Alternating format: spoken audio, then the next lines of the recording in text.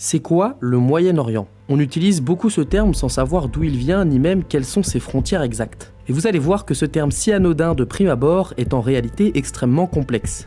En 1498, Vasco de Gama découvre une route maritime pour accéder aux Indes. Permettant d'abandonner peu à peu la route de la soie traversant l'Europe, cette découverte va profondément changer l'économie européenne. Tout s'accélère, la colonisation, l'influence et les échanges maritimes entre l'Europe et l'Asie se démultiplient. Petit à petit, des compagnies des Indes se développent dans toutes les puissances européennes, comme par exemple la Casa del India, compagnie portugaise créée en 1500, la East India Company en 1600 ou encore la Compagnie française des Indes orientales en 1664. L'Asie prend donc beaucoup d'importance à cette période, et ce serait à la fin du 19e siècle que l'India Office, un département du gouvernement britannique chargé de l'administration des Indes, aurait utilisé le terme de Middle East pour Moyen-Orient, définissant une région à l'ouest de l'Inde.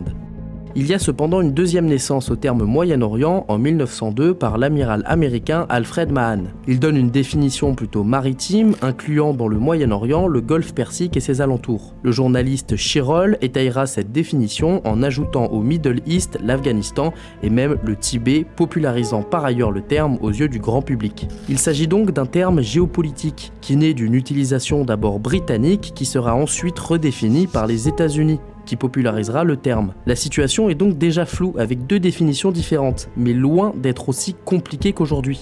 Il est important, si l'on parle du Moyen-Orient, de parler de la tripartition de cette région et des deux autres termes plus anciens, Proche et Extrême-Orient. Alors avant la Première Guerre mondiale, il y avait une certaine distinction entre les trois Orients, chacun centré sur un état différent. Globalement, le Proche-Orient faisait référence au Levant, comprenant donc l'actuelle Égypte, Turquie, Syrie, Israël, Liban, Palestine et Jordanie. Le Moyen-Orient comprenait l'Irak, l'Iran et la péninsule arabique, et l'Extrême-Orient comprenait l'extrémité de l'Asie centrée sur la Chine. Le terme de Proche-Orient est donc à cette époque centré sur l'Empire ottoman, celui de Moyen-Orient centré sur la Perse. Mais avec l'effondrement de l'Empire après la guerre, le terme Proche-Orient perd peu à peu son sens. Le nationalisme arabe prend peu à peu de l'importance, le pétrole devient le nerf de la guerre et les pays de la région en deviennent peu à peu les producteurs majeurs. Pendant la guerre froide, la région devient un théâtre d'opérations privilégié. Bref, la région du Levant, la Perse et la péninsule arabique devient une zone majeure du monde. Ce qui explique que les termes politiques qui la définissaient auparavant sont devenus obsolètes et ont évolué. Le terme Proche-Orient associé à l'Empire ottoman a donc peu à peu disparu et le terme Moyen-Orient a pris sa place pour définir la somme des deux Orients originels. Cela semble alors plutôt compréhensible, mais en réalité pas du tout. Déjà, avant la Grande Guerre, il y avait des confusions. En 1902, l'archéologue David Hogarth publie l'ouvrage The Nearest East dans lequel il déclare « Le Proche-Orient est un terme à la mode pour désigner une région que nos grands-parents se contentent d'appeler l'Est ». Globalement, il comprend alors dans cette région une grande partie de l'Empire ottoman, les Balkans, l'Égypte, la péninsule arabique et la Perse. Il n'y a donc pas de distinction entre le Proche et le Moyen-Orient dans sa définition.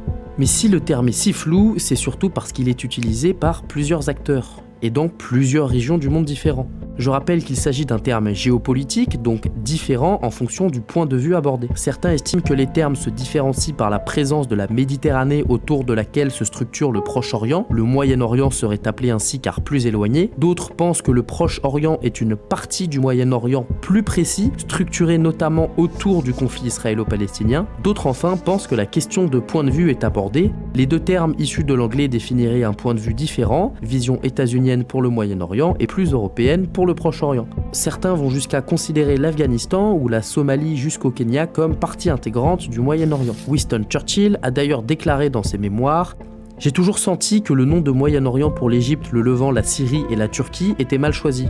C'était le Proche-Orient. La Perse et l'Irak étaient le Moyen-Orient, l'Inde, la Birmanie et la Malaisie, l'Orient, et la Chine et le Japon, l'Extrême-Orient. En France, le terme Moyen-Orient est donc la traduction de Middle East et définit la même région que celle utilisée par les anglophones, soit globalement la somme de l'ancien Proche et Moyen-Orient. La zone comprend donc la Turquie, l'Égypte, la péninsule arabique, l'Iran et le Levant. Mais en France, on utilise encore le terme de Proche-Orient. Il est d'abord utilisé en archéologie ou dans les études de l'histoire ancienne pour définir sa zone historique. Il est aussi utilisé par certains en remplacement du terme Middle East actuel pour avoir un terme exprimant le point de vue français. Donc le terme Proche-Orient est utilisé par certains pour définir la même région que le Moyen-Orient, ils sont donc interchangeables, et certains utilisent encore les distinctions de l'époque. Bien évidemment, le terme est traduit dans à peu près tous les pays européens, et si vous discutez avec un Anglais ou un Américain en utilisant ces termes, vous pouvez tout à fait parler de deux zones différentes.